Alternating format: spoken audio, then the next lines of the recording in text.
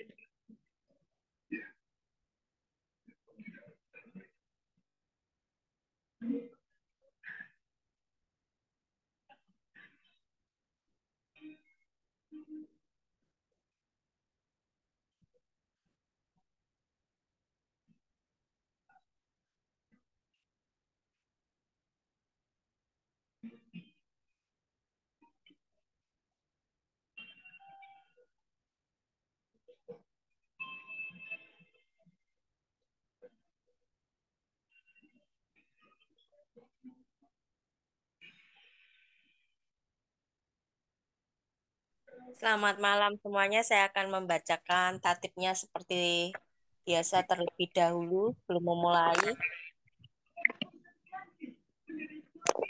Oh, dibantu di mute ya. Oke, bentar saya mute dulu ya.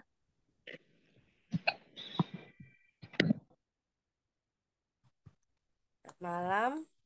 Saya akan membacakan tatipnya terlebih dahulu. Panduan teknis dan tata tertib Zoom meeting. 1, 2, 3, langsung ke 4. Gunakan nama sesuai saat bergabung di Zoom Room. Berpakaian sopan jika mengaktifkan video. 5. Peserta dimohon untuk tidak mengaktifkan fitur mikrofon atau di-mute saat kegiatan webinar atau studi berlangsung. 6. Bagi simpatisan khusus studi tertentu untuk mengkonfirmasi daftar kehadiran pada admin bagi yang belum pernah mendaftar.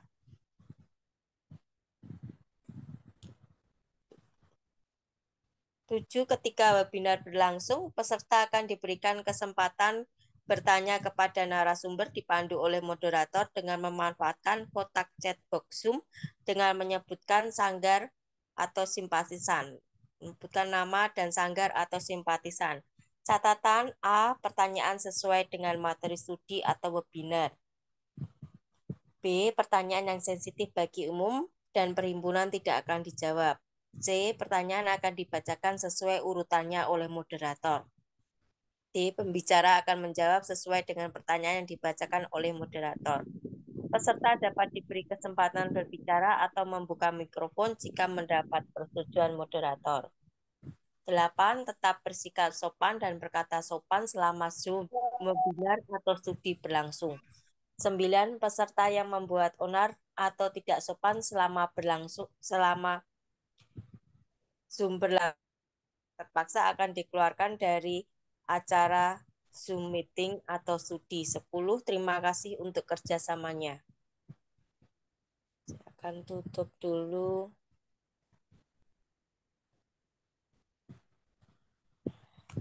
Selanjutnya saya akan membacakan invokasi. Peserta bisa berhening sejenak, ambil posisi duduk senyamannya, tarik nafas dalam dan panjang, rileks.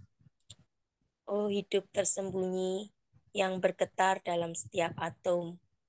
Oh cahaya tersembunyi yang bersinar dalam setiap makhluk.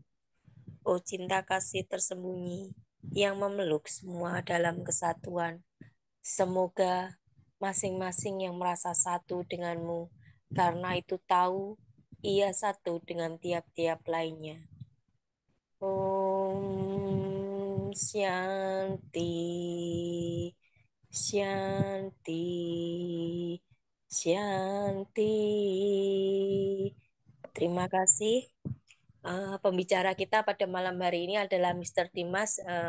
Ini akan menguak misteri matematika dan alam semesta. Selanjutnya waktu dipersilakan untuk Mr. Dimas. Belum dibuka mic-nya Mas Dimas. Selamat malam, Bapak-bapak, Ibu-ibu. Perkenalkan, nama saya Dimas. Maaf, apakah suara mic saya sudah kedengaran dengan baik? Ya, baik Mas Dimas. Baik, saya akan Yes, share screen. Mas. Ya, ya. Saya akan share screen ya untuk. Nah, oke. Dari sini saya sudah terlihat. Apakah sudah terlihat share screen saya? Sepertinya Sudah. sudah ya. Baik. Terima kasih semuanya yang sudah memberi saya kesempatan untuk mengisi acara di malam hari ini. Perkenalkan, nama saya Dimas. Saya bekerja sebagai dosen matematika terapan saat ini. Saya menekuni bidang matematika di bidang pemodelan bentuk-bentuk objek benda menggunakan rumus matematika. Ya, intinya objek-objek benda itu sebenarnya ada rumusnya. Ya, uh, apa namanya? Untuk membuat objek tadi, ya maka kita perlu suatu software, ya software atau istilahnya kalkulator grafik. Nah, saya akan praktekkan sebentar supaya lebih ada gambaran apa sih pemodelan objek benda itu ya. Oke, saya akan pindah ke share-nya, ke mana ini? Ke sini. Nah, ini adalah gambar dari kalkulator tadi ya, kalkulatornya. Jadi ini seperti yang terlihat di sini itu adalah bidang XY ya. diagram Kartesius seperti yang kita pelajari waktu di sekolah dulu. Nah, misalkan di sini ada ruang ini untuk memasukkan rumusnya. Nah, misal saya punya rumus x kuadrat tambah y kuadrat sama dengan 5 gitu. Nah, itu akan muncul bentuk lingkaran seperti ini. Nah, apalagi bisa kita masukkan lagi di sini. Misalnya nilai mutlak x tambah y ditambah nilai mutlak x min y sama dengan 5. Nah, ini akan menjadi bujur sangkar ya dengan sisinya 5. Nah, contohnya seperti itu. Jadi eh, memodelkan objek benda itu bisa melalui rumus ini dengan diagram Kartesius. Nah, ini kan untuk yang 2 dimensi. Ada juga yang 3 dimensi. Nah, kalau 3 dimensi kita ketambahan sumbu X, Y, Z. Seperti kita lihat ya, X, Y, Z. Ya sudah, kita coba. Misalnya saya ingin membuat bola. Berarti X kuadrat tambah Y kuadrat tambah Z kuadrat sama dengan 5. Nah, ini jadi bola seperti ini. Ya, jadi bola.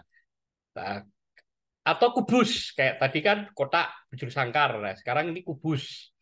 Nah, kubus agak panjang. Ini. X plus Y. Nilai mutlak ditambah X min Y. Nah, ditambah 2Z. Terus ini diberi mutlak lagi.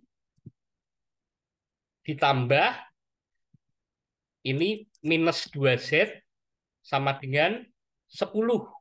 Nah, ini jadi apa? eh, Kotak ini bujur sangkar. Kubus ya, jadinya kubus seperti ini. Nah, kira-kira seperti itu gambaran matematika yang saya tekuni itu membuat seperti ini, tapi nanti macam-macam bisa bentuk manusia, bisa bentuk apapun gitu. Ya, kira-kira seperti itu, Bapak-bapak, Ibu-ibu. Oke, saya lanjutkan. Share screen, saya lanjutkan. Nah, itu gambarannya. Maaf, kepencet lagi.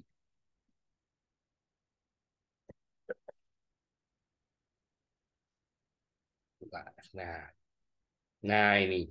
Nah, kali ini saya ingin memberikan materi tentang mengungkapkan misteri alam semesta lewat matematika. Nah, kita eh, bahas dulu ini misteri yang sudah dipecahkan oleh matematika. Nah, ini contohnya. Nah, ini ada galaksi Bima Sakti yang menggunakan rumus spiral. Ya, seperti apa rumusnya? Ya, seperti apa rumusnya? Nah, kita pindah dulu ke apa namanya share-nya. Saya jelaskan rumusnya itu singkat saja supaya ya. Nah, di sini kayak tadi lagi ya, kita kembali ke tadi. Nah, ya ini adalah galaksinya. Saya masukkan ke sini ya, bisa dilihat. Nah, rumusnya ini ya, di sini bisa saya besarkan. Nah, ini rumusnya. Uh, ya, Y sama dengan bentar, ini ada kesalahan sedikit. Nah, rumusnya ini. Y sama dengan X kali tangen dalam kurung. Nah, seperti ini. Ada nilai B di sini. Ya, nilai B. Nah, kita lihat. Nah, ini ada garis gitu ya. Kita geser nilai B-nya. Nah, pelan-pelan ini akan membentuk ya spiral tadi. Nah, spiralnya tadi itu 0,81 di sini. Nah, kita lihat sampai 0,81. Nah, ya, kira-kira seperti ini, 0,81. Jadi bentuknya mirip dengan galaksinya. Nah, ini kalau saya hapus galas. Nah, ini ya, bentuknya seperti apa spiralnya itu. Jadi galaksi itu membentuk suatu spiral. Dan rumus ini dinamakan rumus eksplisit kalau di dalam matematika. Ya, eksplisit. Nah, seperti itu galaksi. Oke. Kita lanjut lagi. Saya keluar ke share screen berikutnya. Nah, masih ingat golden ratio? Nah, golden ratio itu ternyata pola biji bunga matahari memakai rumus golden ratio. Nah, tapi rumusnya gimana? Nah, kita harus tahu dulu rumusnya seperti galaksi tadi, ya, seperti galaksi Oh. tadi. Oke, kita masuk ke sini, ke tadi. Nah, ini. Nah, kita beri background dulu. Kita beri background hitam, misalnya. Nah, rumusnya itu ini, ya, ya. Nah, rumusnya dinamakan fungsi. Tak tulis dulu biar lebih lengkap. Fungsi parametrik namanya. Nah, bentuknya seperti ini. Nah, ini kita anggap X, ini kita anggap Y di sini ya. Ya, jadi XY-nya itu dibentuk dalam ini X, Y seperti ini. Nah, kita lihat eh, apa M-nya di sini kita gerak-gerakkan di sini. Nah, kalau M-nya 0,15 seperti ini. Nah, masih ingat kan golden ratio itu nilainya ini tadi 1,618,339. Nah, dari sini kita masukkan copy, dimasukkan ke nilai M-nya ini ya. Ini ada nilai M di sini. Ya, A1. Jadi A1 ini adalah ini. Nah, M-nya ini kita ganti dengan golden ratio tadi. Nah, seperti ini. Dengan golden ratio tadi. M-nya. Ya, kira-kira seperti ini. Ini apa? Bentuk pola biji bunga matahari tadi. Ya, dibentuk seperti ini. Nah, ini saya kecilkan ini terlalu. Nah, nah ini polanya. Ya, kira-kira seperti itu yang sudah ditemukan. Nah, kita lanjut. Setelah apa? Biji bunga. Nah, ini kan biji bunga mataharinya tadi. Nah, di sini.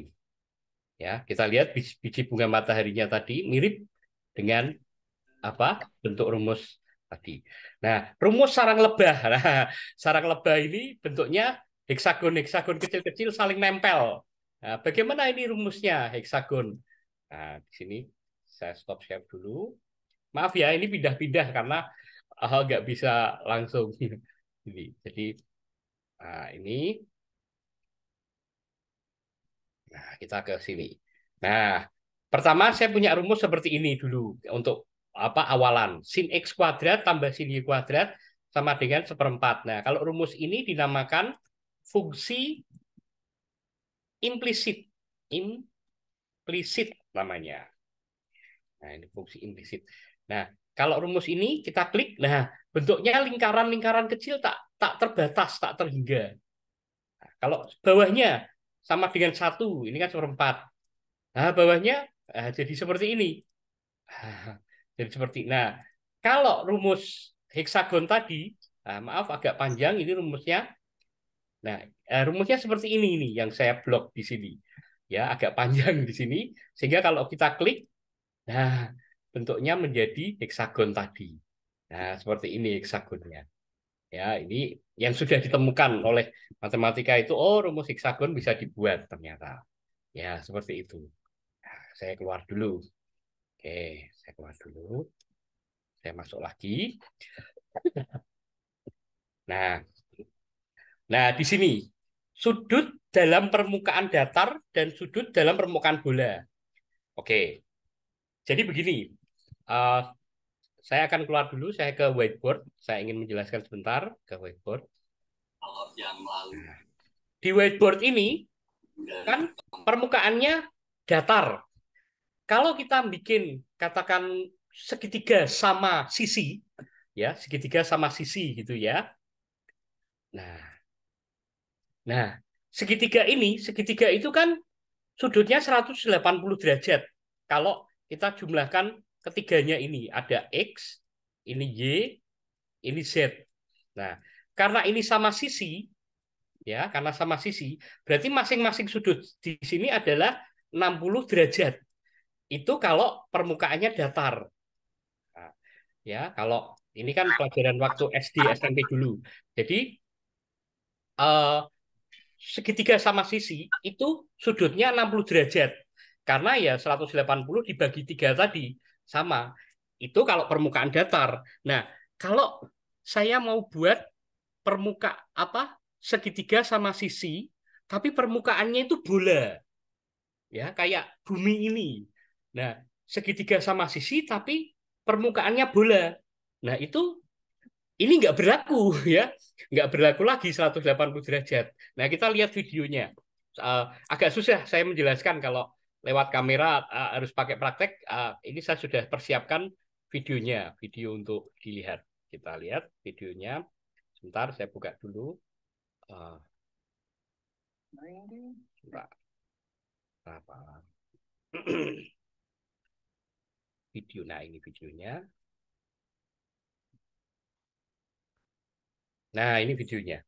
Ya, saya putar. Nah, 90 degrees. If I have a shape that has 90-degree angles and all the sides are the same length, it's a square. Yeah. But wait, you know as well as I do, if I go to the Earth and say, oh, I'm going to start on the equator, go up to the North Pole. Nah, ini Then move over. dia buat segitiga sama sisi. Nah, seperti ini. Launch down that goes right through the Gulf of Mexico and Yucatan and hit there. Oh, I've got a 90-degree angle here, a 90-degree angle here, and a 90-degree angle here. On a sphere, I can have triangles. Nah, ini segitiga sama sisi ketika di permukaan bola. Nah, ternyata 90 derajat. Bukan 60 derajat lagi. Sided square. I could sort of shape this down here and here, degrees down here. Not sure I drew it correctly, but let's try this one. Each of the angles here are 90 degrees. Ya, ini pembuktiannya. Oh, ternyata segitiga sama sisi dalam permukaan bola adalah 90 derajat seperti di sini ya, seperti dibuktikan. Ya, seperti itu kira-kira apa misteri yang sudah ditemukan itu. Oke. Nah, kita lanjut berikutnya. Nah, ya seperti itu kira-kira. Nah, sekarang pola fraktal. Pola fraktal. Fraktal itu adalah pola yang terus tumbuh yang berulang dari pola sebelumnya. Ya, dia terus tumbuh yang berulang dari sebelumnya. Contohnya pohon. Kalau Bapak Ibu melihat ranting pohon itu kan nyabang kanan kiri yang polanya itu berulang. Nah, itulah pohon itu memakai rumus pola fraktal. Nah, contohnya ini pertumbuhan pohon di sini. Ya, pertumbuhan pohon. Oke, kita akan keluar lagi. Nah, pertumbuhan pohonnya ini, nah ini sudah bentuknya sudah rumit. Nah, kalau kita kurangi polanya, ini kan sudah berulang banyak sekali sehingga memunculkan banyak ranting. Nah, kita bisa kurangi, oke, pelan-pelan. Nah, ini bisa ditambahkan. Nah, terus nambah terus, nambah terus, nambah terus, nambah terus.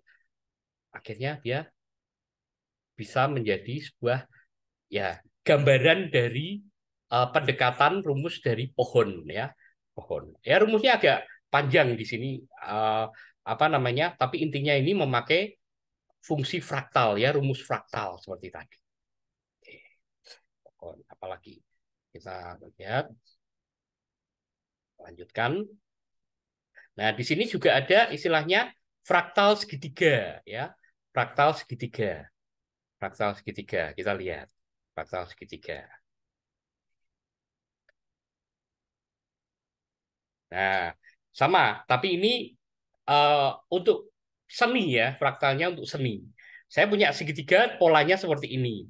Kalau kita tambahkan, nah, tambahkan lagi, tambahkan lagi, tambahkan lagi, tambahkan lagi, tambahkan lagi. Kita dekati, kalau kita zoom terus, polanya akan sama seperti tadi. Nah, polanya akan sama seperti tadi. Yang kita zoom itu. Nah, karena ini ada keterbatasan komputer, jadi saya mentok sampai segini. Nah, ini dinamakan Sierpinski triangle. Nah, ada satu lagi. Ini kan segitiganya dua dimensi. Nah, kalau 3 dimensi juga ada. Nah, ini saya punya segitiga 3 dimensi. Nah, istilahnya apa ya? Ini 5 segitiga lah ya. 5 segitiga. Kita buat pola fraktal seperti tadi. Nah, seperti ini. Terus kita masukkan lagi. Seperti ini. Kita masukkan lagi. Seperti ini. Nah, kita zoom. Ya, polanya ya segitiga tadi. Nah, ini juga apa penemunya itu namanya Sierpinski ya, makanya dinamakan tulisannya itu Sierpinski ya, PI ya, Pinsky ya, Sierpinski ini enggak ya seperti itu pola yang ada lagi adalah pola Mandelbrot ya, pola Mandelbrot. Nah, ini agak rumit kalau ini fraktal yang memakai bilangan imajiner untuk memberikan rumusnya. Ya, karena agak susah kalau dibuat di software, kita lihat ke video aja. Ini kalau di Zoom, dia akan muncul terus ya, nggak habis-habis. Nah, terus muncul terus ya. Penemunya itu namanya Mandelbrot. Ini Mandelbrot ini fraktal tahap, maksudnya generasi awal yang ditemukan ya. Jadi ada 2 orang namanya Mandelbrot dan Julia. Ya, Julia itu ya ini penemu awal tentang fraktal yang menggagas ide fraktal tadi. Nah, seperti ini terus itu nggak habis-habis fraktalnya. Nah, itulah contoh fraktal. Oke, kita kembali ke ini lagi.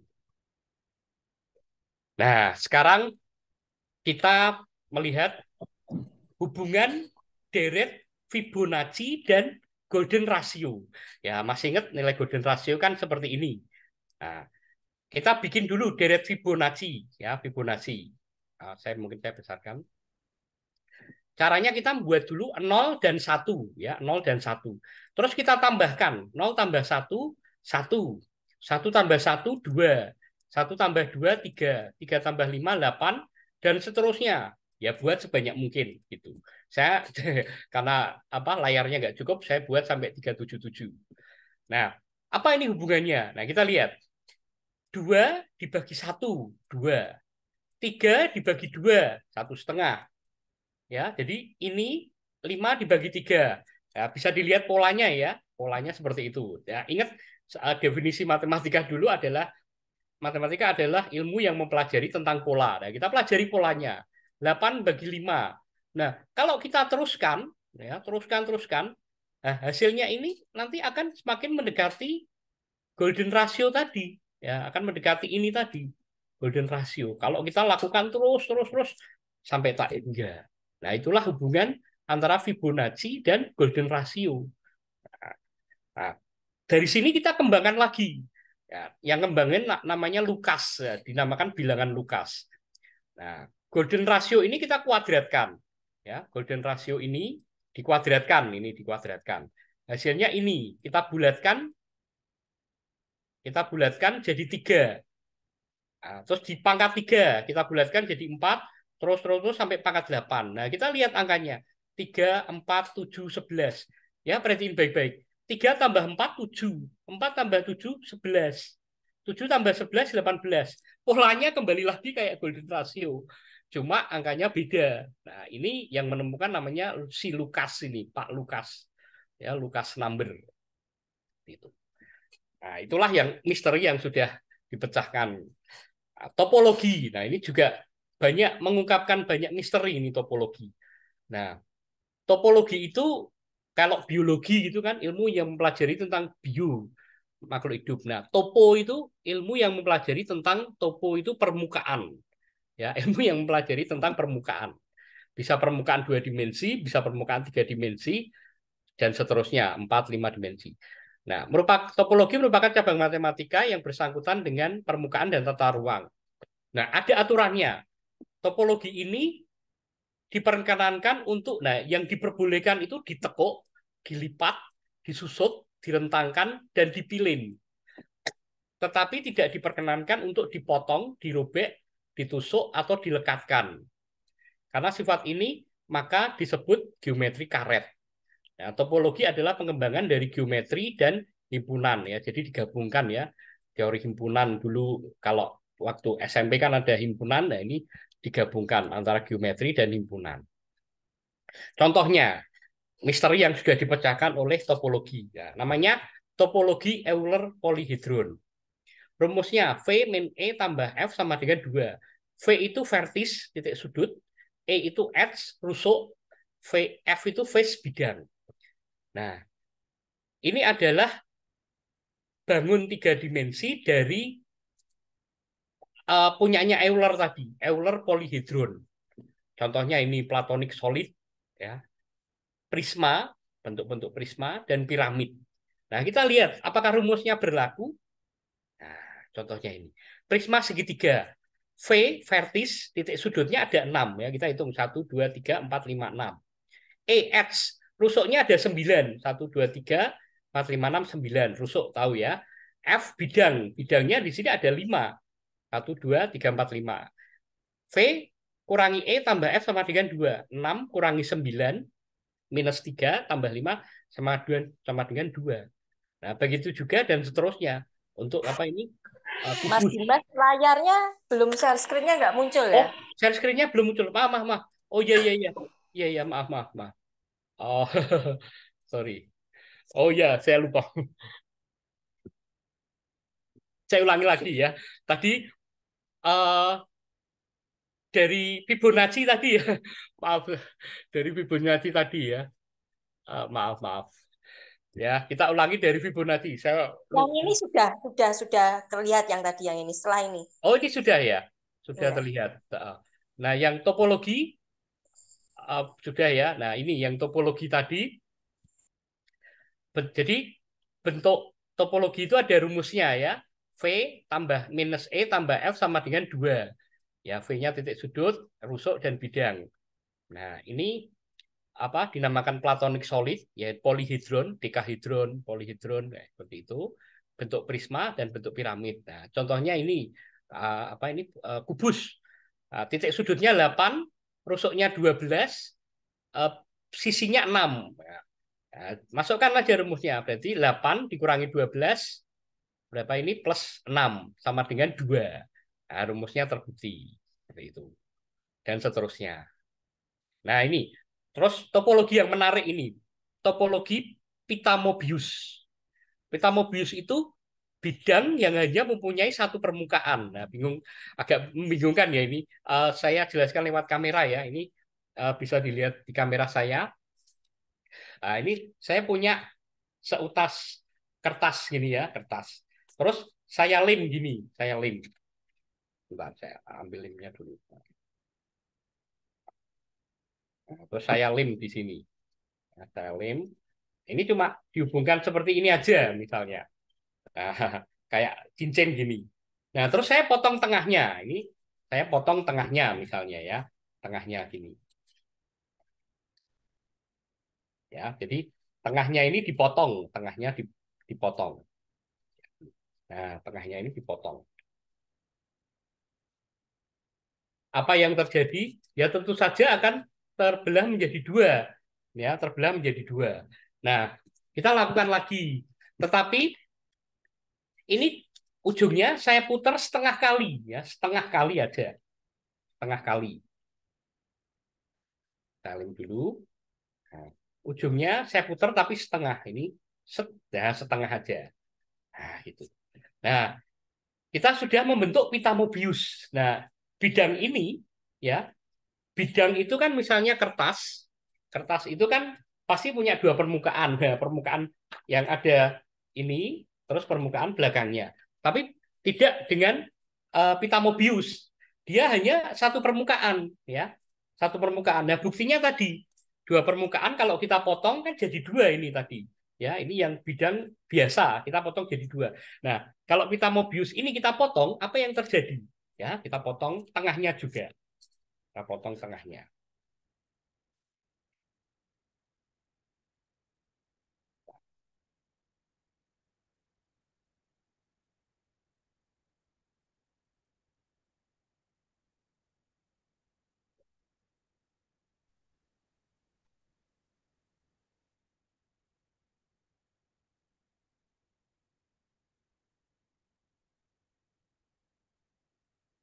Kita potong, saya robek aja di sini karena lemnya basah. Nah, karena tadi itu hanya satu permukaan, maka dia jadi satu kesatuan, ya. Nah, ini pembuktiannya seperti itu.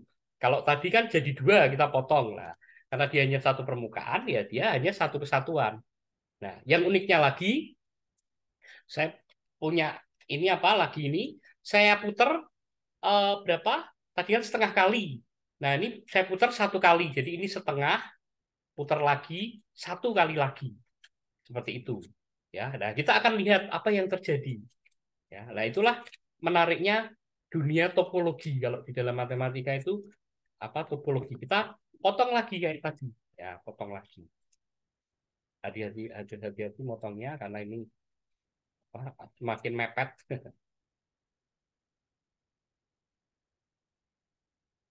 Jadi tadi kalau diputar setengah kali, jadinya eh, hanya satu, hanya satu permukaan. Nah, kalau kita potong lagi, bentar,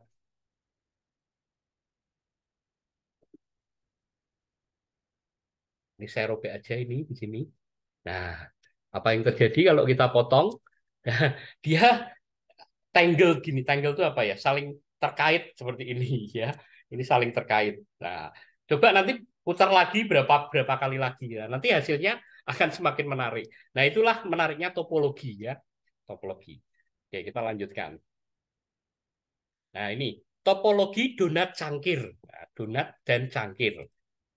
Nah, ingat ya, kata kuncinya tidak hanya boleh ditekuk, dilipat, bla bla bla, tidak boleh dipotong. Nah, kalau itu kita terapkan ke donat, donat itu akan menjadi cangkir, ya, sehingga donat bisa berubah menjadi cangkir. Nah, kita lihat pola perubahannya. Nah, kita pakai software tadi lagi, ya, kita pakai software tadi.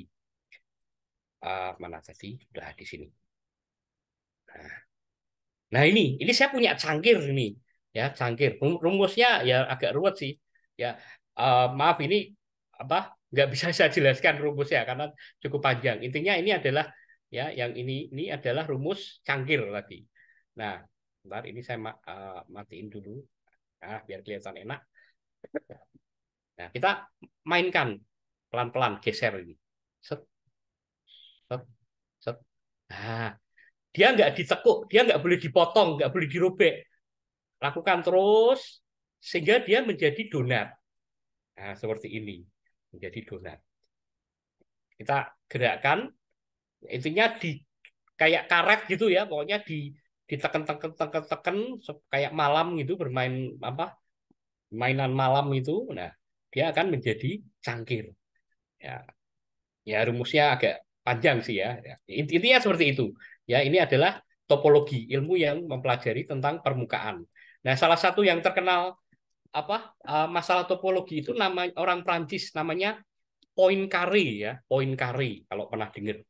Tulisannya Poincaré, Poincaré itu tokohnya topologi yang sangat terkenal. Oke, kita lanjut lagi. Itu donat. Terus apa lagi? Teleportasi kuantum. Nah, jadi teleportasi yang kita lihat di film-film itu juga sebenarnya bisa dirumuskan ya. Juga sebenarnya bisa dirumuskan teleportasinya. Saya akan pindah ke video dulu. Saya buka videonya dulu sebentar. Ya, oke. Video-video mana ini? Nah, itu.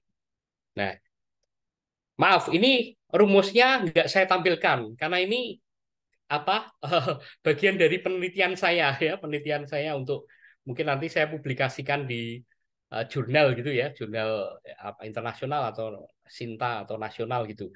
Nah, kita lihat portalnya ini eh, apa? Nah, ini ada bola nih, bola dalam ruang 3 dimensi. Nah, kalau saya tekan, nah bolanya itu bisa muncul di arah lain. Nah, seperti ini. Nah, ini contoh yang sederhana aja sih. Bola. Nah, ini kalau ditekan gini, dia muncul ke arah lain. Nah, seperti itu. Nah, rumusnya masih saya sembunyikan dulu. Tuh, nah, ini ditekan ini, bolanya muncul ke arah lain. Nah, kita lihat lebih detailnya. Nah, masuk sini, keluar sini, seperti itu. Satu lagi, setelah bola ada juga ini apa? Donat, ya. Saya share lagi. Nah, ini donat lagi ini. Donat, ya. Donatnya masuk ke sini, keluarnya ke sana. Donatnya masuk ke sini, keluarnya ke sana. Jadi eh, jaraknya donat ini nanti bisa diatur mau sejauh apa ya. Anggap aja ini deket lah ya, tapi misalnya diatur jadi panjang banget. Oh, keluarnya di sana lah. Ini karena keterbatasan software ya, cuma ruangnya cuma segini. Nah, ini apa teleportasi kalau di matematika itu juga bisa dilakukan ternyata. Ada ada pemodelannya. Nah, kira-kira seperti itu. Oke, lanjut. Lanjut tadi mana ya? Nah, ini yang menarik. Saya juga suka ini. Ini masalah perpindahan antar dimensi. Masalah alam 4 dimensi. Nah, kan kita banyak yang berpikir, wah alam 4 dimensi itu seperti apa? Nah, sebelum kita berpikir ke sana, ada baiknya kita pahami dulu dasar-dasarnya, ya, dasar-dasarnya. Oke, saya akan buka lewat whiteboard, ya, lewat whiteboard. Mana whiteboard? Oke, saya akan hapus. Nah, kalau 2 dimensi itu kan gambarnya gini, ini Y, ini X. Karena ketambahan 1 dimensi lagi, ini ada sumbu Z di sini. Ya, bisa dilihat ya. Jadi ini kedalaman, Z itu kedalaman. Ini XY itu atas bawah. Z-nya maju mundur kedalaman. Nah, dari 2 dimensi ke 3 dimensi, itu ada aturannya dulu. Kita kan punya sumbu X, sumbu Y, sumbu Z. Nah, masing-masing sumbu ya X, Y, Z ini, misalnya X doang gitu, X tok, itu kan mewakili 1 dimensi aja. Maka X, Y 2 dimensi dan seterusnya. Nah, kita lihat dulu. Untuk menjadi 3 dimensi, itu aturannya harus ada 3 bidang yang disusun sedemikian rupa. Berarti harus ada bidang XY, harus ada bidang XZ, harus ada bidang ZY. Ini dibolak-balik sama aja. Gitu. Ya. Nah, kalau 4 dimensi, berarti saya punya X, Y, Z, nah, tambah lagi W. Berarti untuk membentuk 4 dimensi, itu harus ada berapa ruang? Kita hitung dulu. Nah, tadi kan untuk membentuk 3 dimensi, ini ada 3 bidang. Bidang 1, bidang 2, bidang 3. Nah, untuk membentuk 4 dimensi, ini harus kita hitung. Berarti ada ruang X, Y, Z. Berikutnya ruang X, Z, X, Y, Z. Sorry. X, Y, W. Terus ruang X, Z, W. Ya. Jadi X, Y, Z, X, Y, W, X, Z, W, dan ruang Y, Z, W. Nah, ruang 4 dimensi itu terdiri dari 3 ruang dimensi ini. Nah, yang jadi masalah, ya, kenapa? Jadi ilmuwan sampai saat ini itu belum sepakat ruang 4 dimensi itu kayak apa. Nah, yang jadi masalah, kalau ruang 3 dimensi kan udah jelas arahnya, atas, bawah, kanan, kiri. Sudah jelas. Lah kalau 4 dimensi, ruangnya itu nyusunnya seperti apa? X, Y, Z sudah jelas disusun seperti ini. Nah, untuk gambaran lebih jelas, saya minta tolong lihat ke kamera. Gini, ya, saya ingin bercerita dulu di kamera. Saya punya orang berbaju biru.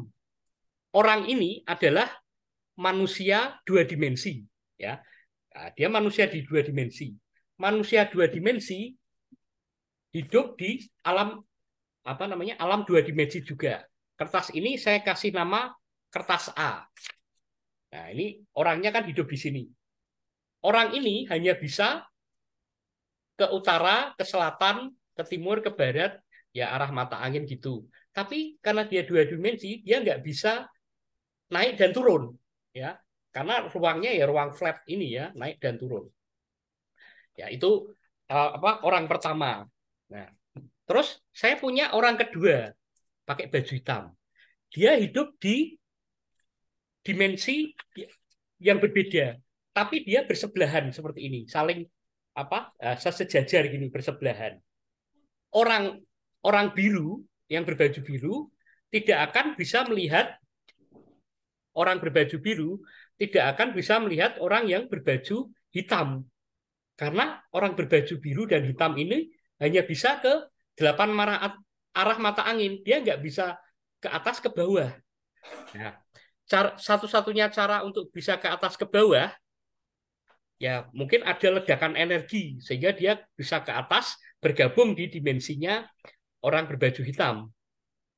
Atau pilihannya atau ada makhluk yang lebih tinggi dimensinya yaitu saya yang menggerakkan ini. Saya pindahkan nih orang berbaju biru tak pindahkan ke dimensinya orang berbaju hitam sehingga mereka berdua ketemu. Ya, jadi untuk pindah dimensi antar dimensi ya dimensi yang sama itu kemungkinannya ada makhluk yang dimensinya lebih tinggi yang memindahkan dia atau mungkin ada ledakan energi yang sehingga dia masuk ke sini. Jadi film-film fiksi ilmiah itu ya kemungkinan ada benarnya juga ya harus butuh energi. Nah, terus seandainya orang dua dimensi ini pengen hidup di alam tiga dimensi, saya ambil nih ya, saya ambil dari alamnya dia, tak ambil, tak lepas, terus saya taruh di ruang tiga dimensi. Nah, dia bisa saja hidup di ruang tiga dimensi, tetapi secara fisik strukturnya kan tidak mendukung. Dia flat. Nah, kalau dia memegang barang, katakan dia memegang pensil ini pulpen ini pulpen tiga dimensi. Nah, dia tidak bisa melakukannya karena dia tidak punya struktur untuk menopang itu karena dia ya flat gini, kena angin ya. Nah, artinya apa?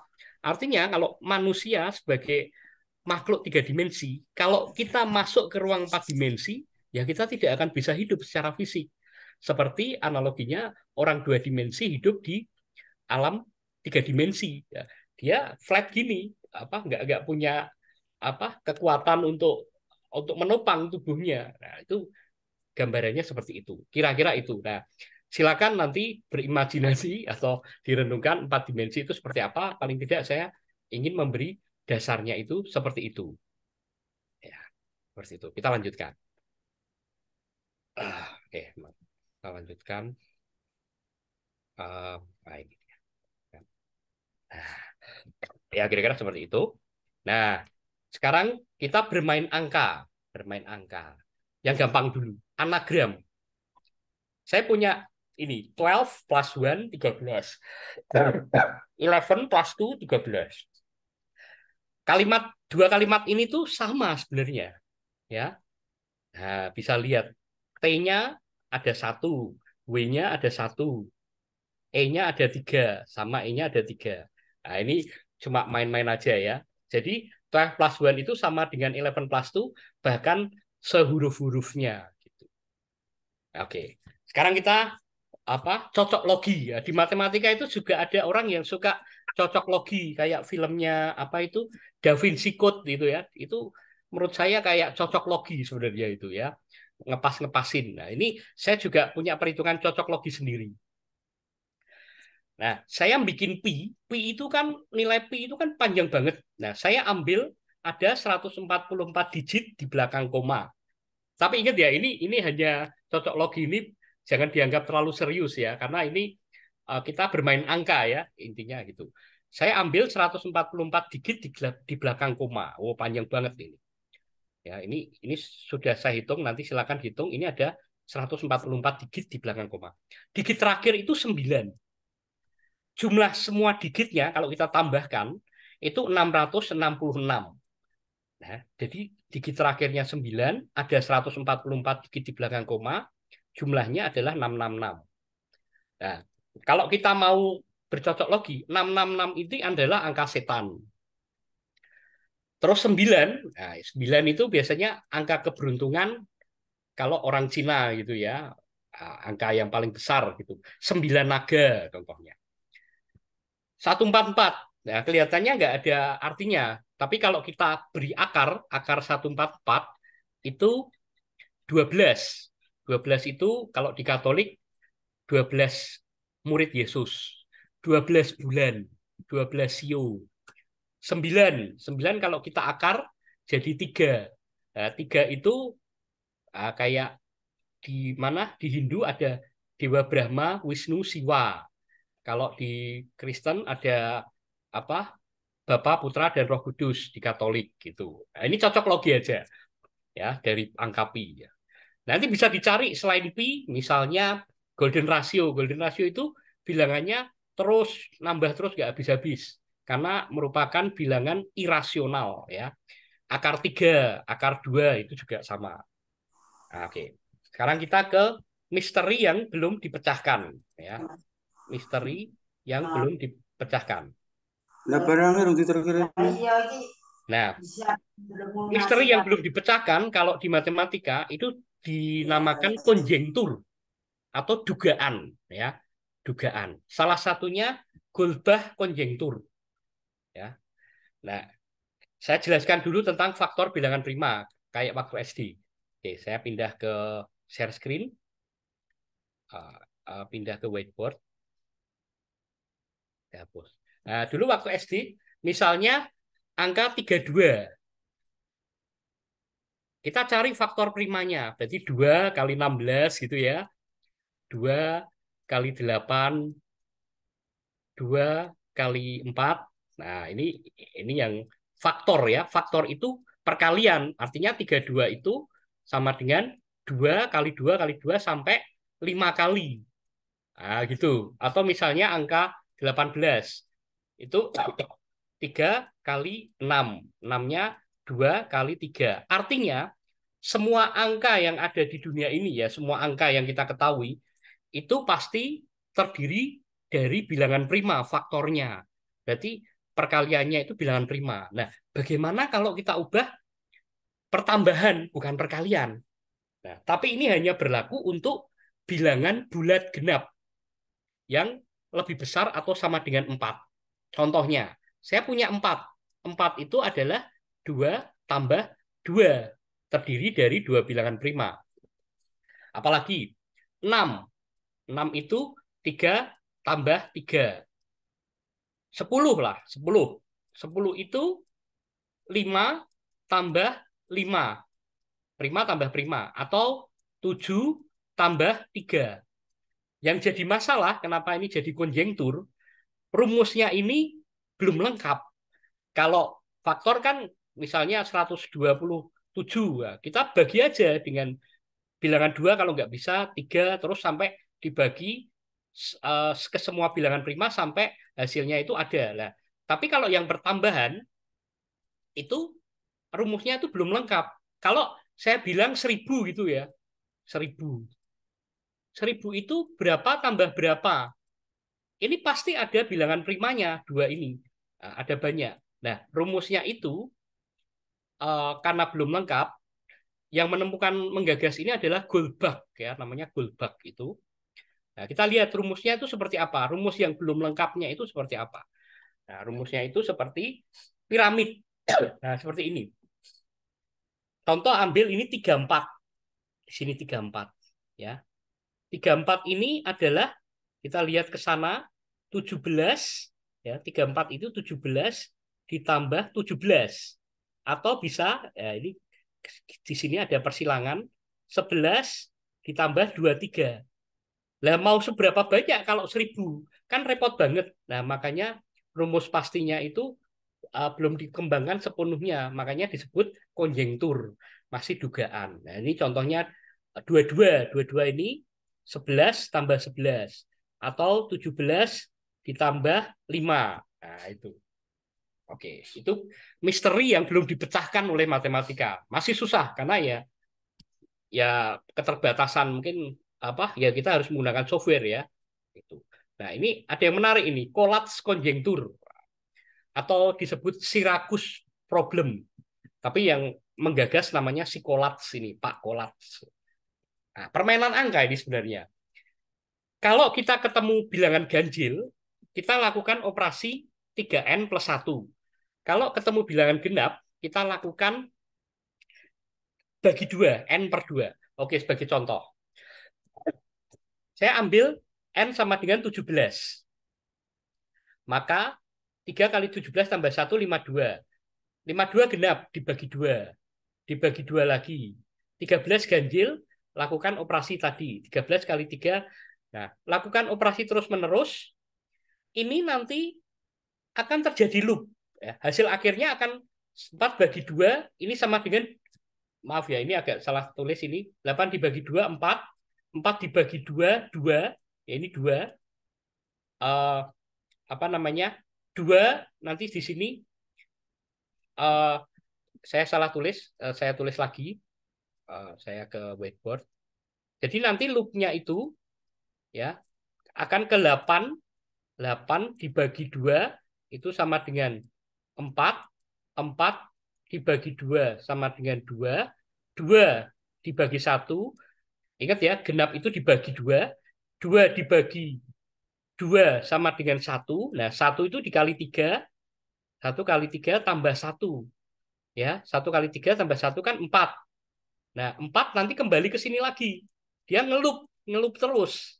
Ngelup terus. Nah, yang menarik, semua angka ya di bawah 2 pangkat, kalau nggak salah 2 pangkat 17, itu akan masuk ke loop ini.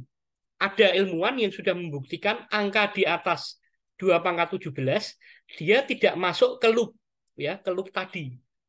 Nah, itu namanya collage konjektur. Penggunaannya apa? Ini aplikasinya itu untuk nebak harga saham. Nah, jadi aplikasinya tuh gini kalau untuk apa pengembangannya itu.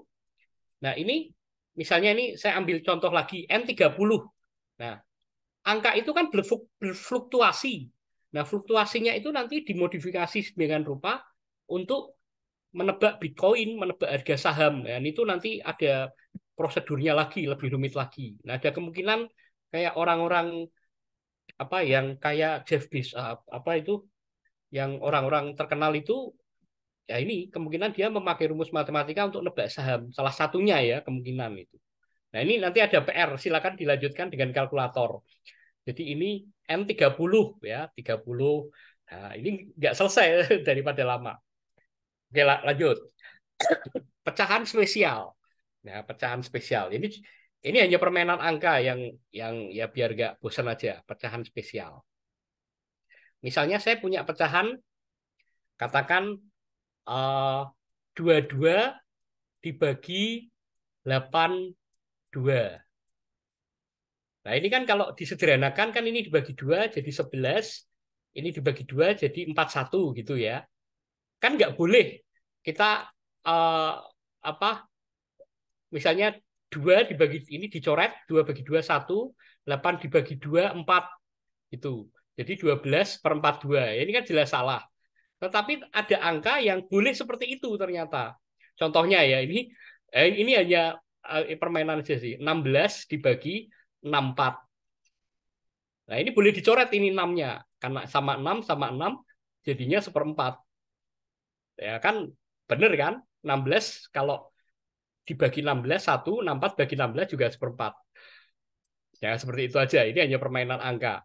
Nah, ini contohnya ada beberapa yang saya temukan ya permainan angkanya. Nah, ini pecahan spesial ya.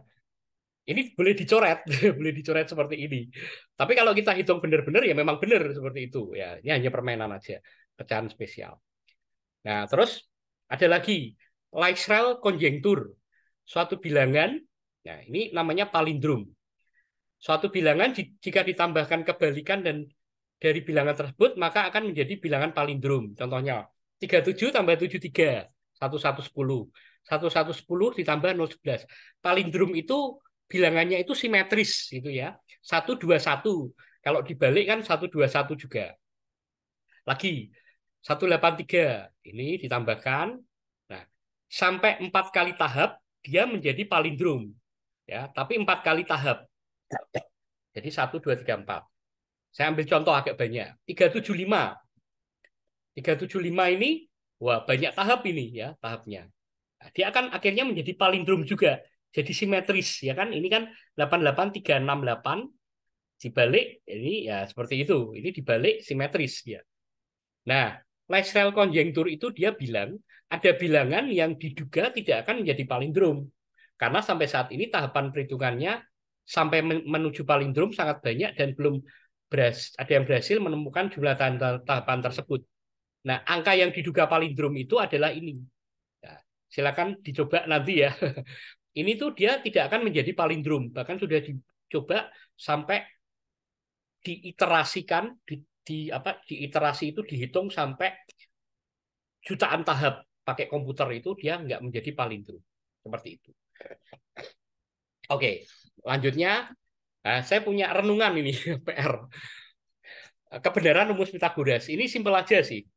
Pitagoras itu kan hidup di tahun 300-an Masehi. Rumusnya A kuadrat tambah B kuadrat sama dengan C kuadrat. Di Mesir ada piramid. Kalau di SD dulu kita nyari tinggi piramid, itu pakai rumus Pitagoras. Nggak mungkin kalau nggak pakai Pitagoras. Ya, karena semuanya segitiga ya piramid itu. Nah, tapi anehnya piramid itu kan tahun 4000 sebelum Masehi. Pitagoras 300 sebelum Masehi. Nah, ini apakah Pitagorasnya mengklaim atau gimana? Itu yang harus direnungkan karena rumus yang menemukan rumus Pitagoras ini ya belum tentu Pitagoras karena orang Mesir kan pasti pakai A kuadrat tambah B kuadrat sama dengan C kuadrat tadi. Oke.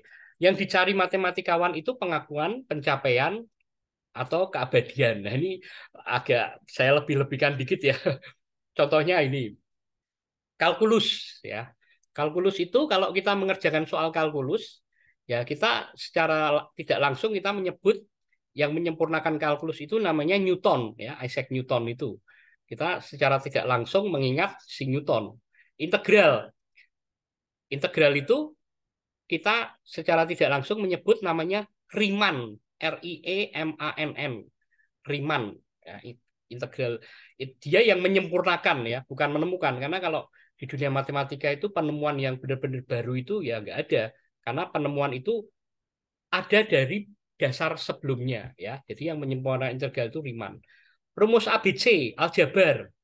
Nah, rumus ABC aljabar ini yang menyusun yang menyempurnakan itu Al-Khawarizmi ya gitu. Al-Khawarizmi.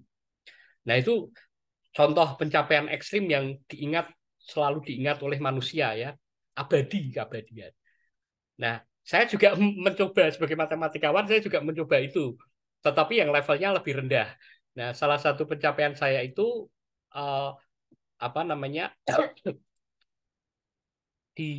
ikut lomba ya, saya ikut lomba gitu. Sebentar sini. Saya mencoba ikut lomba. Nah, yang mengadakan lomba itu MATLAB ya, software MATLAB.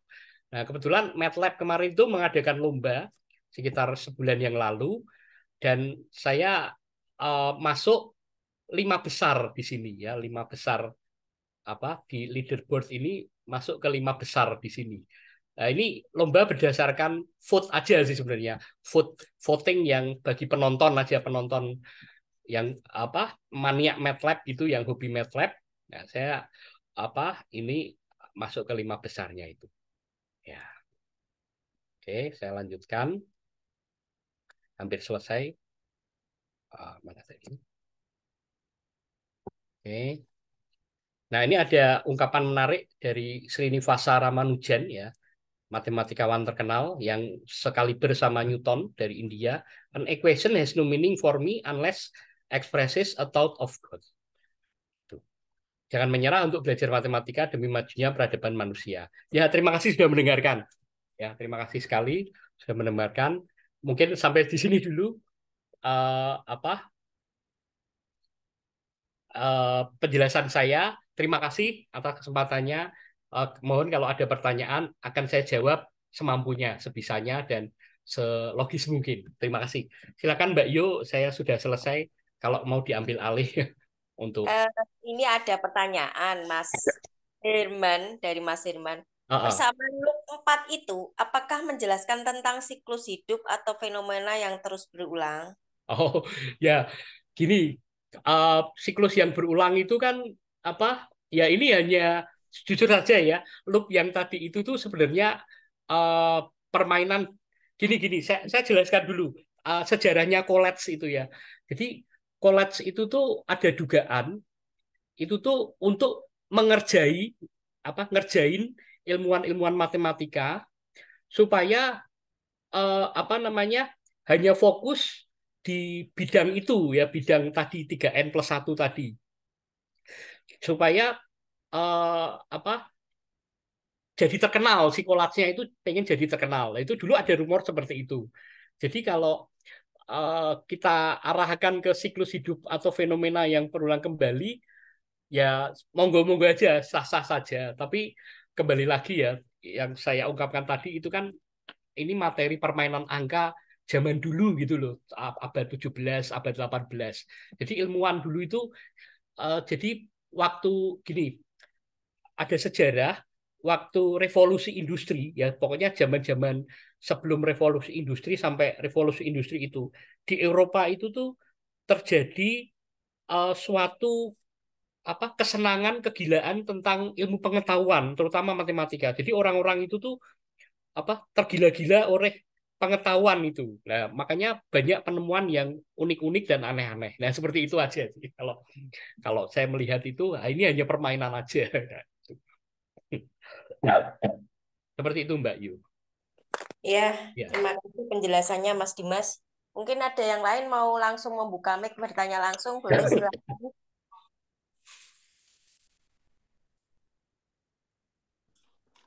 Selamat malam Mas Dimas. Ya. Kalau kita lihat dimensi 1, 2, 3, 3 adalah ruang dan waktu ya. Terpengaruh sama ruang dan waktu kan. Sebentar. Saya nggak bisa ngomong memasukkan variabel waktu. Karena waktu itu tuh belum tentu bagian dari dimensi juga. Yang saya masukkan di sini adalah ruang saja. Jadi saya gambarkan dimensi 3 dan 4 itu full semuanya ruang. Saya tidak memasukkan waktu. Nah, jadi kalau nanti bahasannya ada bahasan tentang waktu, nah mungkin saya nggak bisa menjawab. Ya artinya sampai sekarang pun itu ilmuwan itu belum sepakat. Apakah benar dimensi keempat waktu itu ya belum tentu juga gitu. Seperti itu, Pak. Saya tidak mengatakan dimensi keempat waktu.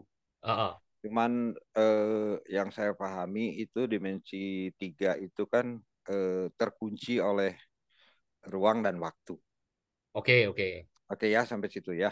Oke. Ada kesalahan ini kayak mungkin juga saya salah mengucapkan. Cuman kalau dia menjadi dimensi 4, apakah itu dimensi astral? Kalau kita lihat dimensi 3 dimensi ini kan dimensi fisik. Ya, betul. Apakah bisa dikatakan dimensi 4 itu dimensi astral? Nanti kan ada dimensi 5. Ya, betul, ada lebih tinggi lagi. Ya. Nah, secara matematika itu bagaimana? Ya. Terima kasih. Oh ya, oke. Begini, Pak. Seperti yang saya bicarakan tadi.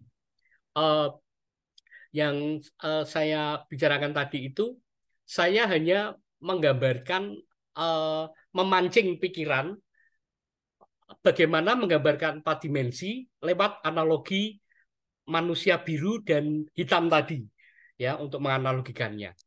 Jadi kalau untuk menjawab pertanyaan Bapak, saya belum bisa memastikan, jujur saja, saya nggak berani memastikan bagaimana dimensi kelima itu, bagaimana keenam itu gimana. Nah, ada satu film ya, kalau ingin lebih gambaran lebih mendekati gitu ya. Ada satu film namanya saya lupa, itu tuh tentang sebentar apa tentang perjalanan orang yang menuju ke lubang cacing, wormhole, terus akhirnya dia masuk ke lubang cacing, tapi dia diselamatkan oleh makhluk eh, apa diselamatkan oleh makhluk di dimensi yang lebih tinggi. Dia diselamatkan makhluknya di lubang cacing tadi, sehingga dia bisa melihat anaknya. Terus tapi dia nggak bisa menyentuh anaknya kayak gitu. Dia bisa melihat anaknya itu dan bisa melihat ruang-ruang yang lain. Saya lupa filmnya. Di film itu tuh apa ada penjelasan yang mungkin penjelasannya Interstellar, lebih Pak. ya interstellar betul interstellar. Ya itu penjelasannya lebih apa lebih detail dari kalau saya ngomong agak agak susah itu karena apa ada gambarannya juga. Nah itu silakan nonton Interstellar. Kalau saya jawab, saya nggak bisa memastikan, Pak. Nanti pastinya dimensi 5, 6 itu gimana, saya belum bisa memastikan. Seperti itu, Pak.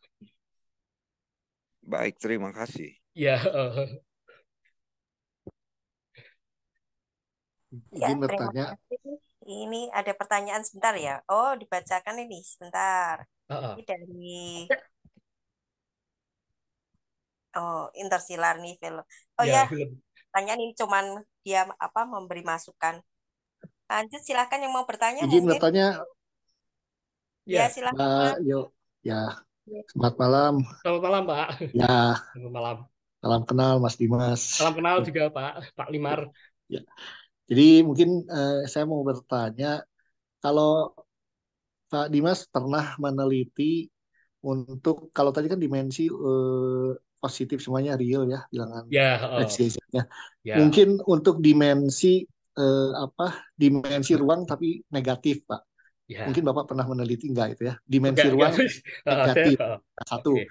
Yang kedua mungkin ini juga kalau belum nanti bahan buat apa lah untuk Ya, ya, meneliti ya. itu nanti bisa kapan-kapan presentasi lagi. Ya, Yang kedua dimensi imajiner Pak, bilangan ya tahu. imajiner. Kan di Ya, matematika itu ada bilangan imajiner ada ya, kan. betul, betul. Nah, jadi dimensi yang sama perlakuannya seperti ruang kan tadi positif X, Y, Z, tapi ada yang dimensi ruang negatif dan Ya, dimensi ruang imajiner. betul, Nah, betul, mungkin ini Pak. bisa menjadi bahan atau mungkin Bapak sudah pernah meneliti. Kalau sudah mungkin bisa Oh, dipresentasikan begini, kapan-kapan. saya bisa memberikan gambaran mungkin, Pak.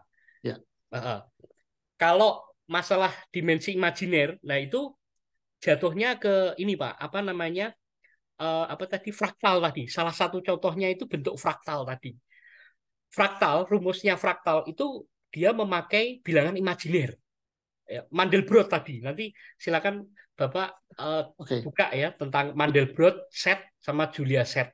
Nah itu Ya. di situ. Tapi kalau meneliti yang sampai tingkat lanjut saya enggak. Ya saya cuma sekedar tahu aja. Itu aja ya. Ada Kalau yang ada itu kan di sana Pak, itu nanti larinya menuju. Kalau Bapak mungkin pernah juga untuk transformasi Fourier Pak. ya Transformasi Fourier Fourier ada. menggunakan itu menggunakan dia mentransformasi menjadi imajiner Pak. Ya Mungkin betul. bisa diteliti lebih lanjut Pak. Nanti bisa Ya Bapak bisa. pastikan juga hasilnya. Terima Ya, kasih Pak. terima kasih sama-sama Pak. Terima kasih. Ya, terima kasih Mas Dimas. Mungkin yang lain dilanjutkan jika ada pertanyaan. Oh, Mas Oswin silakan Mas. Ya, selamat malam. Selamat malam Pak Oswin. Ya, Pak Dimas, salam kenal ya. Salam Terima kenal kasih Pak. sudah sharing, Pak Dimas. Nah, saya tertarik menghubungkan saya garis besarnya aja ya, atau topiknya aja dari malam hari ini kan kita belajar tentang menghubungkan matematika dengan semesta. Betul, betul Pak. Nah, kalau saya lihat secara garis besar, matematika itu kan intinya ilmu pasti, Betul, ya. gitu. Ilmu eksak, gitu ya. Oh, Nah, apakah ini juga berarti di semesta kita ini ada satu kepastian atau keteraturan atau sistem ya, sama seperti yang berlaku di ilmu matematika. ya. Dari yang kita sudah ketahui, misalnya ya hukum gravitasi, hukum kekekalan energi dan sebagainya, sampai apakah mungkin ini menyangkut ke hal-hal yang mungkin sekarang masih abu-abu ya kan. Iya. Contohnya misalnya perbuatan baik, apakah itu pasti nanti akan ada sistem misalnya kembali baik juga kepada kita, Oh, oke. gitu. Kan ada orang yang bilang, oh belum tentu orang baik ya tetap bisa hidupnya susah, dan orang jahat hidupnya bisa baik. Nah, Iya. ya apakah apakah itu ada suatu kepastian Kepastian sistem gitu ya. yang terjadi di alam semesta ini seperti ilmu matematika. Begitu Oke. aja, Pak Dimas. Terima Ya. kasih atas jawabannya. Oke, terima kasih pertanyaannya. Oke, saya akan menanggapi pertanyaan tersebut. Mungkin tidak menjawab secara langsung. Saya ingin menganalogikan sesuatu. Menganalogikan sesuatu. Begini, apa namanya? Kalau sebelum ada manusia, ya sebelum ada kehidupan lah, sebelum adanya suatu manusia yang punya pemikiran. Kalau menurut saya segala sesuatu itu pasti, ya karena hanya ada benda-benda. Kemudian muncullah kehidupan, ya salah satunya manusia itu. Nah, manusia itu eh, punya mood, kadang berubah, kadang apa, jadi moodnya itu tuh kan bersifat relatif, atau kalau di matematika itu nilai nilai kerelatifan itu eh, apa, bisa dibikin kategori, misalnya sangat tidak suka itu dikasih 0, suka banget 10. Nah, pengkategorian ini kalau di matematika itu namanya fasi, ilmu fasi ya, fasi. Nah, ini ranahnya ke aljabar. Nah, begini, kalau di matematika itu ada namanya pemodelan apa namanya? Peluru kendali. Jadi kita ada ruang X, Y, Z gitu, kita memodelkan peluru kendali ya. Ini kemungkinan peluru kendali kalau dilemparkan ke sini dengan perhitungannya itu namanya sistem dinamik ya, Nah, sistem dinamik eksak namanya, dinamik eksak gitu. Itu tuh dia pasti akan mengenai sasaran karena variabel-variabel yang dihitung semuanya benda mati, angin, terus suhu, bahan bakar, sayap peluru kendali. Ya, itu jadi memprediksi. Jadi kita membuat model untuk memprediksi bagaimana peluru kendali itu mengenai sasaran ya dengan variabel-variabel yang kita masukkan. Tetapi ada juga sistem dinamik ini kalau kita memodelkan penyakit kayak COVID.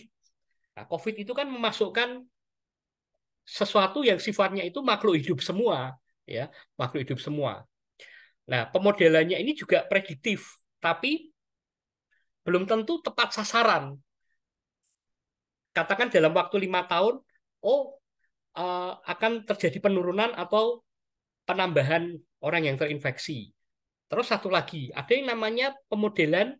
Jadi gini, kalau di dalam grafik itu kan ada grafik yang sifatnya mulus, smooth function kayak gini atau apa uh, Y sin X ya, grafik sin X. Nah, tapi ada di matematika itu namanya pemodelan stokastik. Ya, stokastik ini pemodelan untuk memodelkan saham, saham atau apa. Nah, ini bentuknya itu gini-gini. Ya, pemodelannya gini-gini. Nah, ya, sifatnya ini ada nilai apa yang nilainya itu tuh tidak tentu, nilai tak tentu gitu. Nah, nilai tak tentunya itu menyebabkan dia naik turun seperti ini.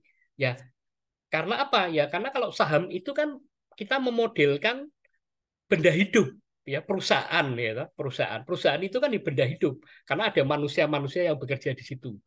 Nah, jadi kalau kita berbicara tadi itu bagaimana orang baik, orang jahat, kemungkinan bisa dimodelkan, tetapi peradaban kita, teknologi kita itu belum nyampe.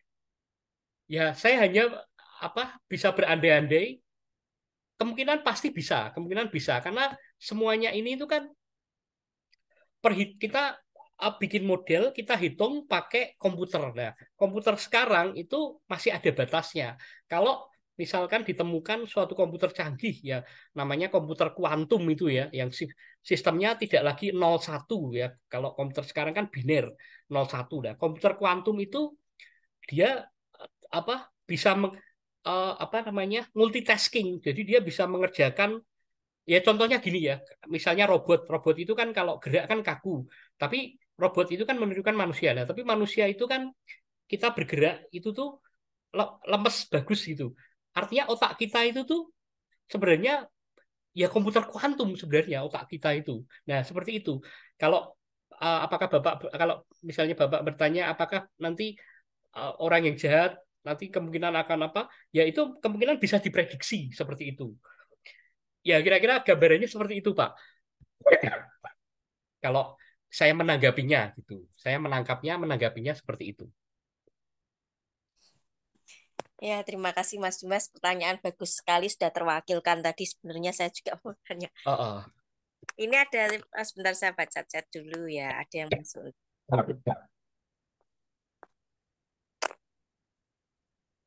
Oh, ini tanggapan dari Pak Philip ya. Mungkin kepastiannya dalam bentuk metrik. Silahkan mungkin yang lanjut mau bertanya.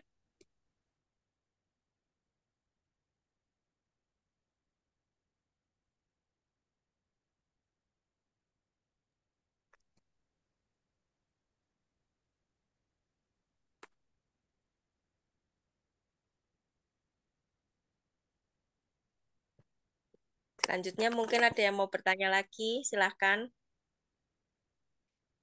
Nanti kalau ada yang bisa untuk begitu, matematikanya orang nanti malas kerja ya. Ngitung, wah ini untung, ini nunggu hitungan berikutnya.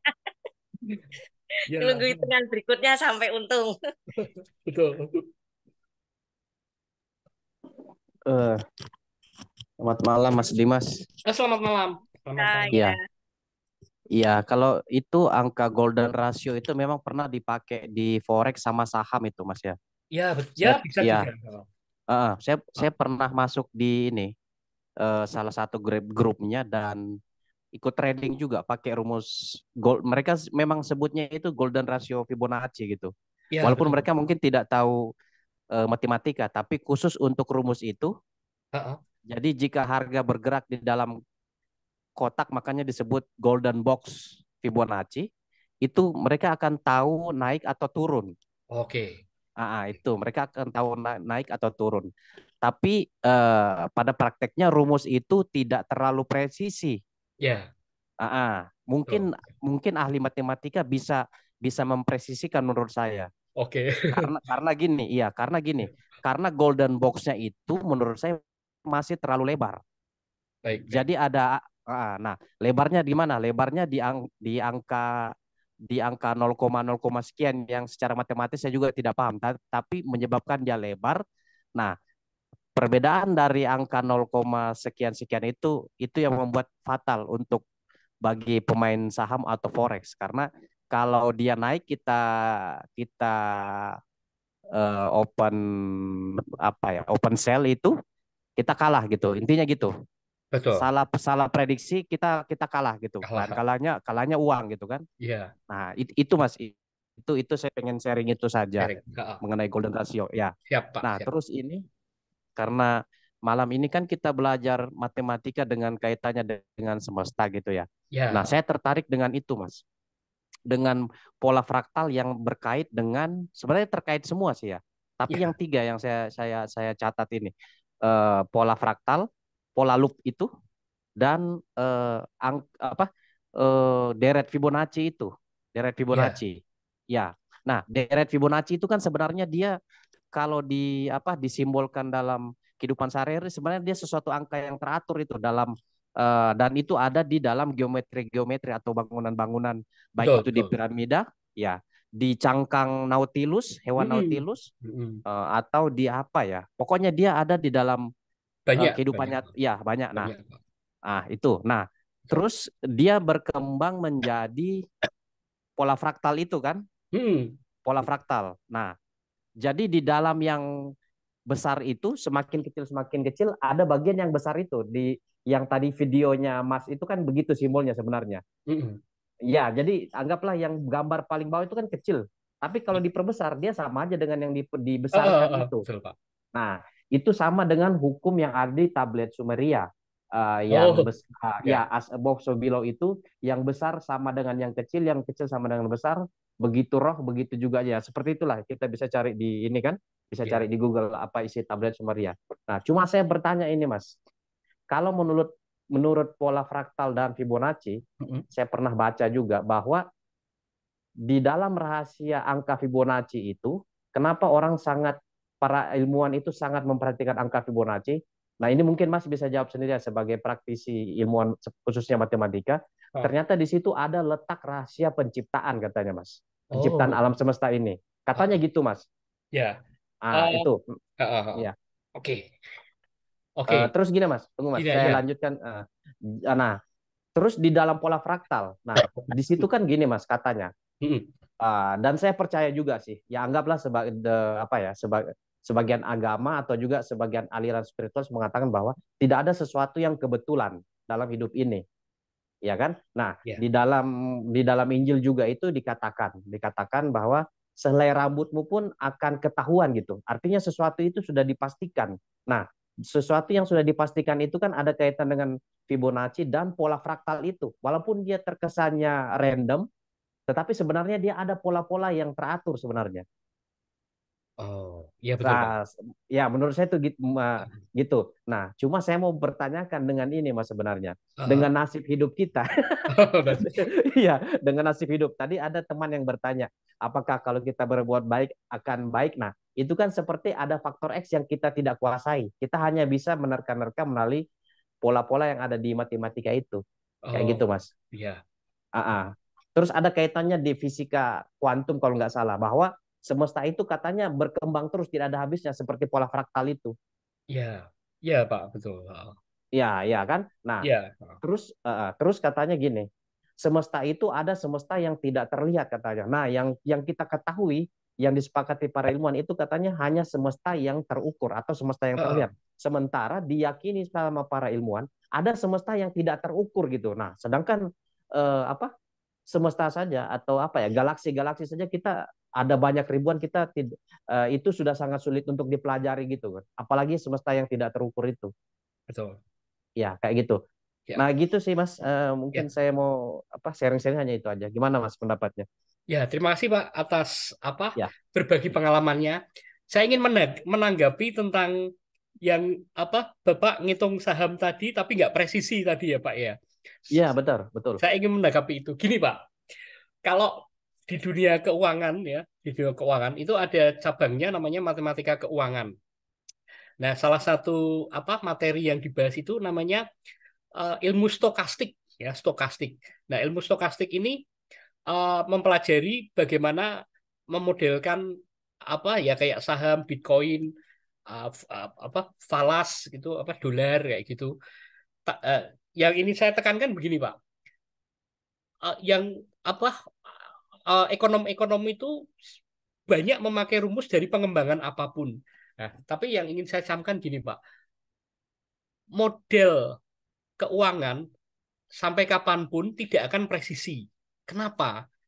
Ya, karena keuangan itu kan ada unsur manusianya. Nah, unsur manusia ini tuh tidak bisa ditebak, susah untuk menebaknya karena ada mood di situ, ada Oh, iya, iya. ketidakpastian. Ya, contohnya tiba-tiba terjadi perang, tiba-tiba terjadi apa, ada terorisme. Jadi se- tidak akan pernah presisi. Jadi ya boleh silakan ekonom itu memodelkan, dia mengklaim apapun itu. Ya kalau saya pelajari apa tidak akan pernah presisi. Yang orang yang menang atau kaya itu biasanya kalau di dalam dunia saham itu tuh biasanya dia tahu bocoran dari perusahaan-perusahaan yang ada. Misalnya, oh akan terjadi wabah COVID atau Samsung mengeluarkan produk baru yang spesifikasinya gitu kan biasanya spesifikasinya disembunyikan, tapi ada bocoran. Nah, nanti nanti sahamnya naik atau turun kalau misalnya barangnya di launching kayak gitu. Nah, itulah. Jadi eh, matematika itu ya akan sangat susah karena yang kita modelkan itu perasaan ya karena ada unsur manusianya. Ya seperti itu tanggapan saya, Pak. Oh iya, ada faktor S yang memang tidak bisa Eh, dihitung secara ilmu pasti itu. betul, perasaan Iya, tadi. iya, mungkin faktor S inilah yang dilakukan oleh yang dicari, yang coba disadari juga oleh para pejalan spiritual mungkin ya sama teman-teman yang Ya, ada di room ini semua dan mungkin Mas Dimas mungkin juga spiritualis atau mungkin juga mewakili dari kalangan ilmuwan. Ya memang katanya zaman sekarang itu apa ya apa sesuatu yang sebelumnya itu sudah diketahui oleh para spiritualis yang dianggap takhayul, itu akhir-akhir ini bisa dibuktikan sama ilmu pengetahuan, katanya gitu. Ya, Ya, jadi ya terima kasih lah Mas ya, atas ilmunya sama-sama Pak. malam ini. Ya, makasih Terima Mas. kasih ya. Terima kasih Mbak Yo. Ya, terima kasih Mas Okta, menarik sekali untuk sharingnya. Makin seru ya, ini sudah malam tapi malam tambah melek ya. Ya, untuk yang lain silahkan mungkin ingin berbagi seperti Mas Okta atau yang mau menambahkan, mau bertanya.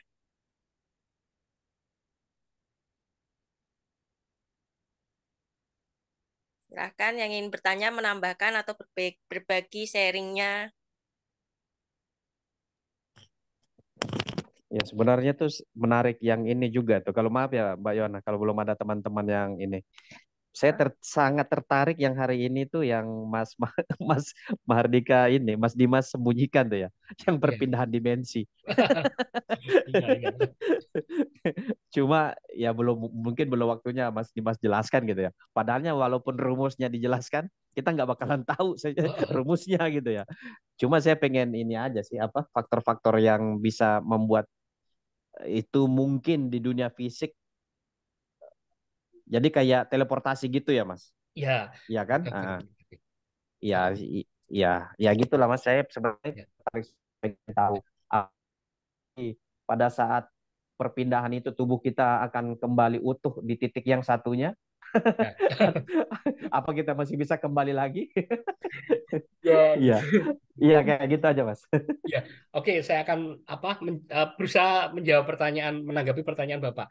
Jadi gini, Pak, Eh, di dalam matematika itu apa ya, ilmuwan-ilmuwannya matematika itu apa yang dia temukan itu biasanya untuk katakan kegunaannya itu 100 atau 200 tahun kemudian. Contohnya gini, sebentar, ini saya agak bercerita dulu analoginya. Eh, ada namanya Ramanujan ya. Ramanujan itu hidup ya sekitar Perang Dunia Satu selesai lah. 1920, 1918. Saya agak lupa. Nah, dia itu nulis rumus dipublikasikan.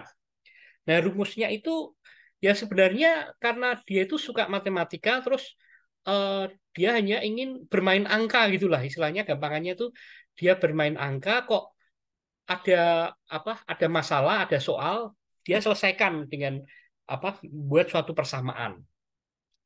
Nah, terus akhirnya dia meninggal dan meninggalnya pun dia cukup sengsara ya. Ramanujan itu meninggal karena pneumonia di usia 33 dan dia meninggal di apa di Inggris jauh dari istrinya yang di India. Waktu itu kan India dijajah Inggris. Nah, dia meninggal lah. Ketika dia nulis rumus itu, dia berikan ke temannya, ya temannya profesor juga ya di Inggris tadi, terus dipublikasikan. Ya waktu itu nggak ada yang ngurusin ini rumus ya bagi orang awam itu ya sudah itu rumus susah gitu bagi orang ilmuwan saat itu ya ya sudah itu menambah kasanah dunia keilmuan saat itu. Nah, tetapi pada tahun 2002 kemarin ada yang membuka kembali rumusnya, memodifikasi rumusnya, terus mengaplikasikan rumusnya. Ternyata rumusnya itu digunakan untuk menggambarkan pemodelan black hole yang 2019 kemarin itu ditemukan gambar 3 dimensi black hole itu salah satunya dengan memasukkan rumusnya Ramanujan ke perhitungan komputer. Nah, jadi ketika saya bikin sesuatu gitu ya Pak ya, apakah uh, itu nanti tubuh kita kalau berteleportasi itu akan utuh? Ya, kalau saya jawab saya nggak tahu. Jadi saya hanya apa rumus tadi itu bisa tubuh bendanya itu berpindah semuanya. Tetapi ya secara rumus, secara simulasi di komputer aja. Nah, tetapi aplikasinya saya nggak tahu nanti ke Oh 100 iya tahun, iya. 200 tahun ke depan itu gambarnya. Pengembangannya. Kalau saya Iya iya publikasikan, paham. nah, seperti itu gambarannya, Pak. Iya iya betul betul betul. Seperti itu. Benar-benar. Ya karena contoh kayak mesin-mesin itu kan sebenarnya mesin-mesin yang diciptakan hari ini kan hasil dari pengembangan rumus-rumus matematika atau fisika ilmuwan terdahulu itu kan. Ya jauh sebelumnya Iya, seperti itu. jadi ya Mas Dimas ya bagus lah istilahnya, saya turut bangga gitu karena bisa meletakkan dasar yang mungkin saja 100 atau 200 tahun lagi nanti bisa Ya, dikembangkan oleh penerus gitu ya Mas. ya ada Iya yang paham Mas. meneruskan lah istilahnya. Iya, Betul, Pak. iya makasih Mas. Terima kasih sama-sama Pak. Selanjutnya, silahkan mungkin yang mau menambahkan, bertanya atau sharing atau berbagi pengalaman yang berhubungan dengan topik tema pada malam hari ini, matematika dan alam semesta. Kalau saya itu mungkin dulu pernah otak-atik itu kurs bola ya, waktu kurs bola tahun 2022 itu.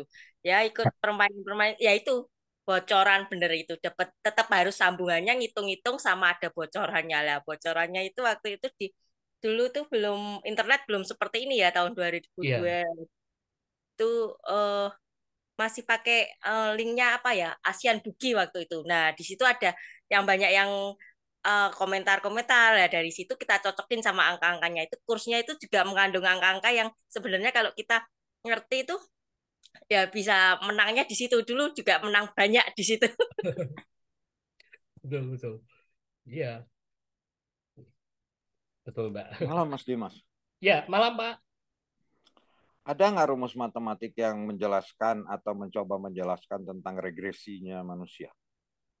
Regresi, Regresi kehidupan masa lampau oh manusia. kehidupan masa lampau.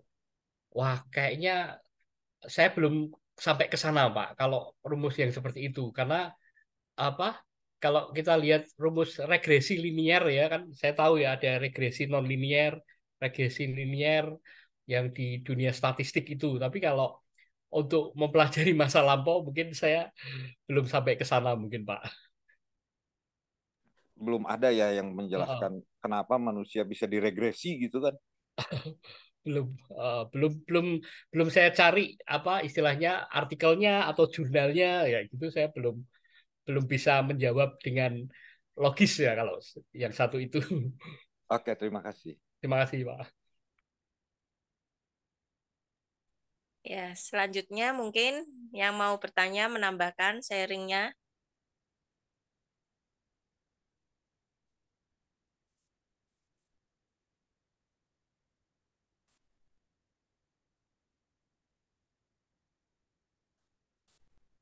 Kalau tidak ada, apa bisa diakhiri atau mau ada yang mau menambahkan lagi?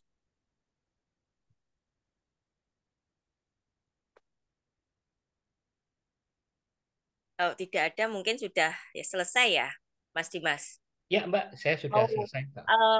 eh, apa namanya rangkumannya singkat untuk malam ini itu apa yang mau disampaikan mungkin tambah rangkuman singkatnya tentang ini mungkin Eh, dari kalau Mas Dimas. kalau dari saya gini ya apa alam semesta itu luas, kehidupan itu panjang, jadi terus teruslah berkarya supaya eh, kedinamisan kehidupan ini itu selalu terjaga ya seperti itu aja. Ya, ya, baik. Ya, baik. Terima kasih Mas Dimas. Heeh. Kalau ada yang mau bertanya lagi, oh ini Pak Bi barusan masuk Pak Bi. Oh ya, Silakan Iya, kalau mau bertanya Pak Bi mungkin.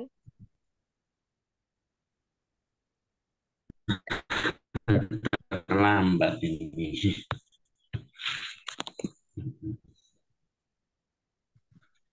Ya, kalau mau yang ada dipertanyakan mungkin ini juga ada masternya matematika Pak Bianto nih, fisika matematika.